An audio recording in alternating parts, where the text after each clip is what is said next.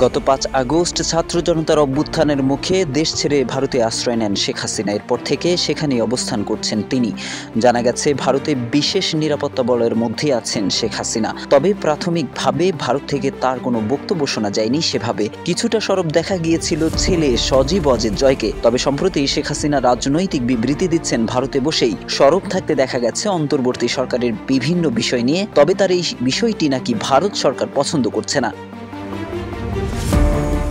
The হিন্দুর প্রতিবেদন থেকে জানা গেছে সম্প্রতি বাংলাদেশ সফরে এসেছিলেন ভারতের বিদেশ সচিব বিক্রম মিশ্রি। এরপর দেশে ফিরে গিয়ে সংসদীয় স্ট্যান্ডিং কমিটিকে তিনি জানিয়েছেন, ভারতের সঙ্গে বাংলাদেশের সম্পর্ক কোনো একটি নির্দিষ্ট রাজনৈতিক দলের মধ্যেই সীমাবদ্ধ নয়। দুই দেশের মানুষের মধ্যে সম্পর্কের উপর বেশি জোর রয়েছে ভারতের। তিনি আরও বলেন, শেখ হাসিনা তার বক্তব্য প্রচারের জন্য ব্যক্তিগত যোগাযোগ মাধ্যম ব্যবহার করছেন এবং ভারত সরকার তাকে কোনো প্ল্যাটফর্ম বা সুবিধা প্রদান করেনি। একমাত্র ওয়ালটন এসি দিচ্ছে 1 বছরের রিপ্লেসমেন্ট গ্যারান্টি।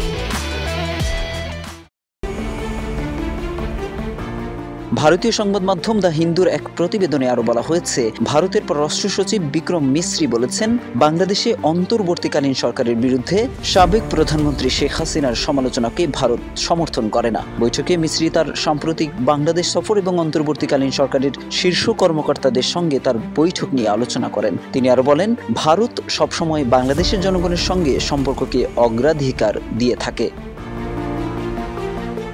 ধারণা করা হচ্ছে বিক্রম মিশ্রির এই বক্তব্য বাংলাদেশ ভারত দ্বিপাক্ষিক সম্পর্কের বহুমুখী দিক এবং রাজনৈতিক প্রভাবকে নতুন করে আলোচনার কেন্দ্রবিন্দুতে নিয়ে এসেছে। বিক্রম মিশ্রি বলেন, বাংলাদেশে সংখ্যালঘু সম্প্রদায়ের বিরুদ্ধে সহিংসতার অভিযোগগুলোর যথাযথ সত্যতার অভাব নিয়ে ভারত উদ্বিগ্ন। তবে তিনি জানান, সাম্প্রতিক ঘটনায় জড়িত থাকার অভিযোগে বাংলাদেশ ৮৮ জনকে গ্রেফতার করেছে, যা একটি ইতিবাচক পদক্ষেপ।